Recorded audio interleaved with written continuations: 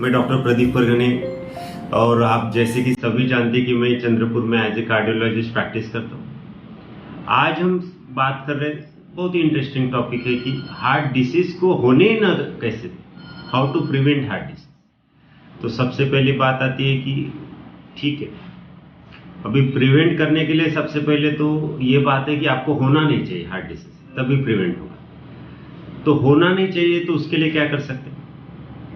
तो उसके पहले सबसे कुछ एक जरूरी बात है जो आपके किसी भी बीमारी होने के लिए जरूरी होती है, वो है एक तो फिजिकल इम्बैलेंस, मेंटल इम्बैलेंस। तो ये दो इम्बैलेंस के कारण ही बीमारियां होती हैं। तो अभी आपको अगर हार्ट अटैक को प्रिवेंट करना है तो फिजिकल इम्बैलेंस को आपको कम रखना पड़ेगा, यानी आपका जो शेड्यूल है वो अच्छा रखना पड़ेगा।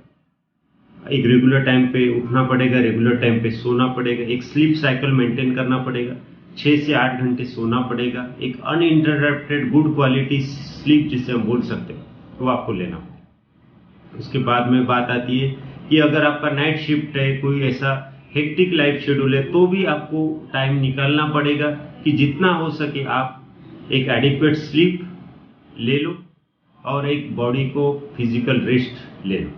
ऐसा ना हो गए कि 24-24 घंटे लगातार काम कर रहे तो बॉडी को रेस्ट नहीं मिलेगा, हार्मोनल इम्बैलेंस होगा, ब्लड प्रेशर शुगर फ्लक्चुएट होने के चांसेस रहेंगे और हार्ट डिसीज का रिस्क बढ़ेगा। तो फिजिकल स्टेबिलिटी के लिए चाहिए एक अच्छा रूटीन। उसके बाद में बात आती है कि मेंटल इम्बैलेंस की जैसे बात हुई, तो मेंटल इम्बैलेंस में सबसे पहले बात आती है कि आपको इमोशंस फ्लक्चुएशंस नहीं चाहिए। एंगर, सैडनेस, हैप्पीनेस जो भी है, इसका एक्सट्रीम एंड कोई नहीं चाहिए। तो आपको एक मेंटल स्टेबिलिटी की जरूरत है।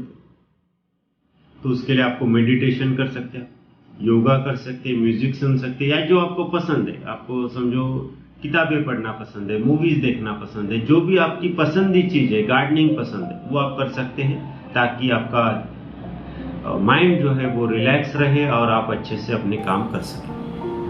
ये तो हो गई फिजिकल और मेंटल के बारे में।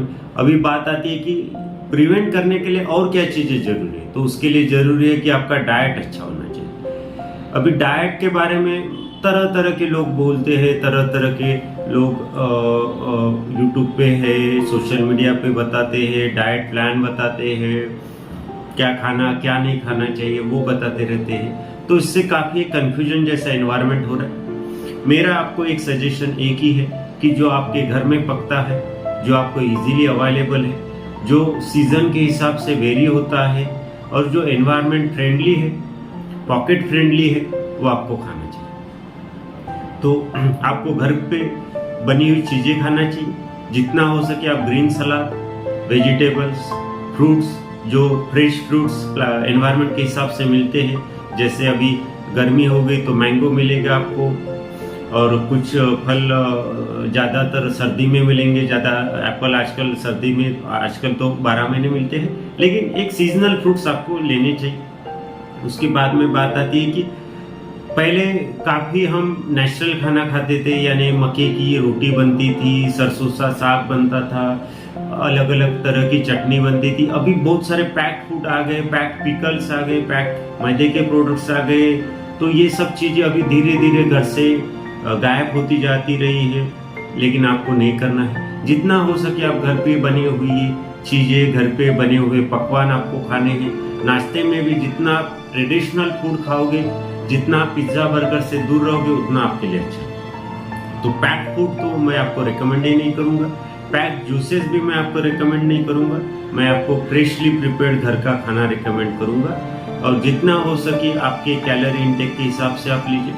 अगर आपको लगता है कि आप जितना एक्सरसाइज कर पा रहे हो उतना ही आप खाना खाइए, क्योंकि क्या है, वजन कम करना और वजन बढ़ाने कैलोरी डेफिसिट है।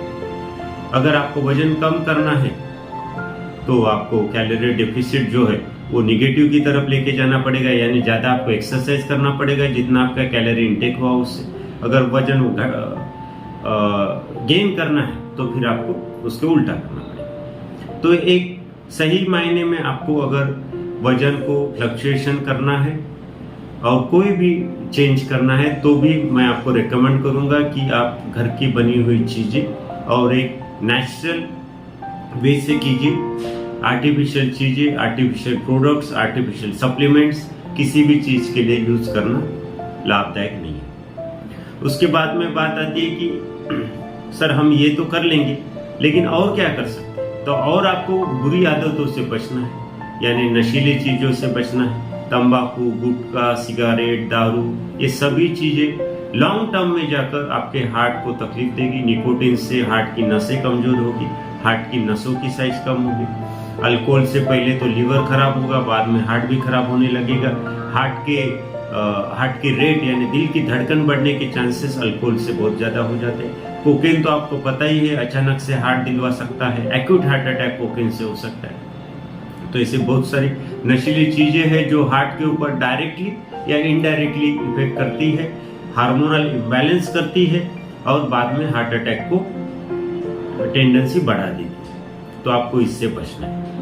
उसके बाद में बात आती है कि ये तो हो गई कुछ बातें, लेकिन अगर मुझे प्रॉब्लम हो ही रहा है तो क्या करें? तो प्रॉब्लम अगर आपको आ रहा है, समझो आपको कुछ भी रोग लक्षण लग रहे हैं, तो आपको ये मानना पड़ेगा, एक्सेप्ट करना पड़ेगा कि ये सीरियस हो सकते हैं। क्योंकि पहली कदम ये है आपको कोई भी बीमारी को जल्दी से उसको ओवरकम करने की या उसको जीतने की आपको वो मानना पड़ेगा कि आपको ये बीमारी हो सकती है या होने वाली है या उसके कुछ रोग लक्षण आपको आए हैं। अगर आपको छाती में दर्द हो रहा है और आप बोल रहे कि नहीं एसिडिटी है, दवाई लेके एसिडिटी कम ही नहीं हो रही है, लेकिन तो भी आप बोल रहे कि एसिडिटी है और बाद में जब हार्ट अटैक एक्यूटी आ गया तभी आप हॉस्पिटल पहुंचे, ऐसा नहीं होना चाहिए। तो आपको पहले एक्सेप्टेंस करना पड़ेगा कि अगर आपको कुछ रोग लक्षण है तो ये डेंजरस हो सकते हैं, तो आपको एक आपके चिकित्सक की, डॉक्टर की सलाह लेना जरूरी है। तभी आप आगे के कॉम्प्लिकेशन से बच सकते हो।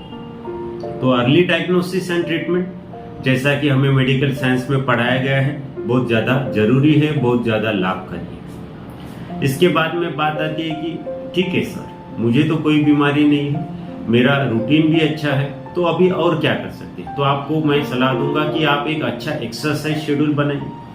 कम से कम वीकली आप 5 दिन एक्सरसाइज कीजिए। अगर आपका बॉडी स्ट्रक्चर किसके हिसाब से, उसके हिसाब से आपको कीजिए। लेकिन आपका जो एक्सरसाइज है वो वेट ट्रेनिंग, कार्डियक एक्सरसाइज और थोड़ा सा लाइट जॉगिंग या कुछ फास्ट वॉक, स्विमिंग हो गया या कुछ साइकिलिंग हो गया, इस टाइप का होना चाहिए। यानी एक्सरसाइज से आप बोर भी नहीं होने चाहिए, वो इंटरेस्टिंग भी होना चाहिए।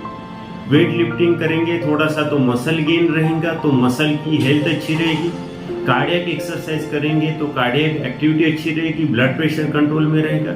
और आप आउटडोर कुछ एक्सरसाइज करेंगे, जॉगिंग करने जाएंगे, स्विमिंग करने जाएंगे तो मूड भी फ्रेश रहेगा। यानी तीनों चीजों को अपने को बैलेंस करके जाना पड़ेगा। तो एक्सरसाइज बहुत ज्यादा जरूरी है।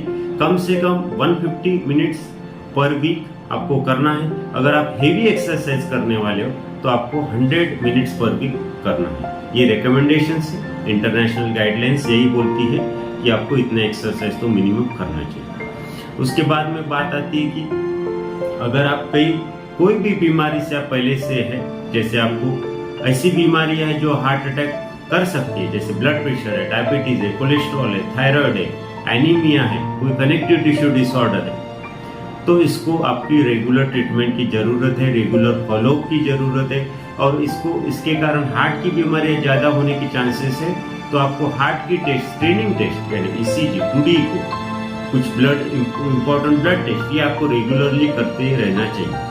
आपने ऐसा नहीं सोचना है कि मुझे तो कुछ नहीं है तो मुझे कुछ होगा नहीं, तो मैं कुछ करता नहीं हूँ। मैं देखता हूँ कि लोग सालों तक ईसीजी नहीं कराते, सालों तक उनका कभी कोलेस्ट्रॉल चेक नहीं होता है, कभी उनका शुगर चेक नहीं होता है, ब्लड प्रेशर चेक नहीं होता है, और बाद में अचानक से बड़ी बीमारी लेके आ जाती है। तो आपको सतर्क रहना है। सतर्कता, सजगता एक अच्छे इंसान की निशानी है, ताकि आप आगे चल के बहुत सारे कॉम्प्लिकेशन से बच सकें। तो ये कुछ बातें हुई, हार्ट अटैक को कैसे बच सकता है, हार्ट कैसे स्वस्थ रह सकता है उसके बारे में।